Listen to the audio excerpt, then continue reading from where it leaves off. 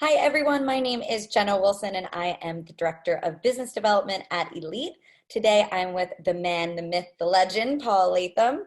Paul, I've worked with you over the past few years. I've seen you transform so many businesses, helping them maximize their potential. Paul, can you just give us a little bit of background of your history? And thanks so much for being here today. Hi, Jenna. Yeah, good to be talking to you. My background, as you can probably tell, I'm English, so I speak funny. I'm actually a chartered accountant, so I'm very similar to a CPA, but not quite.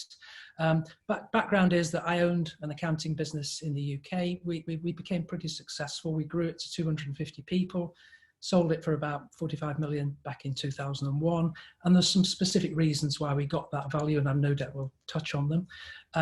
Then went on and did a few other things. I took a business public, grew it to about 400 people, invested in another business, grew that from a few hundred thousand to over 50 million value. So my background's pretty varied, but it's usually all about growing businesses and to a greater or lesser extent, having some involvement with accountants.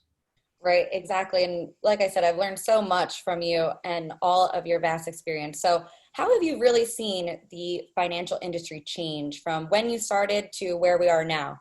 Yeah, no, for me anyway, it's a sort of interesting question because you see, I know in this event, we're talking with advisors and accountants. I'm particularly looking at this from the accountant perspective. It's sort of interesting for me because I've seen the changes happen twice.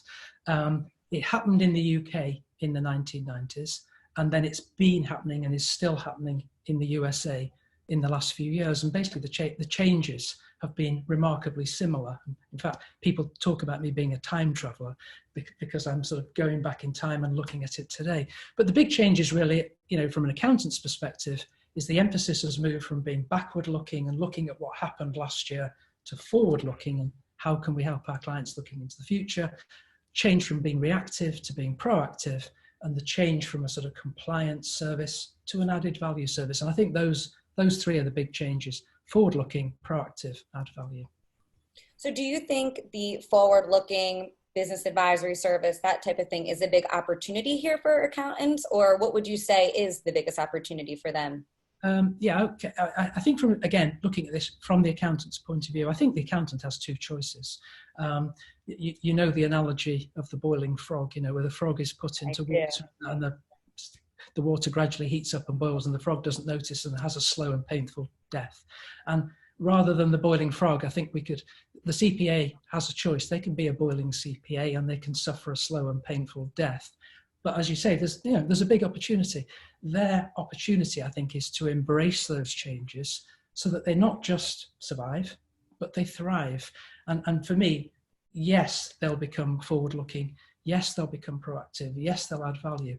But crucially, what they'll become is what I call the most relevant advisor to their clients. They'll be core and central to that client's needs, their go-to person. I think that's a huge opportunity for accountants.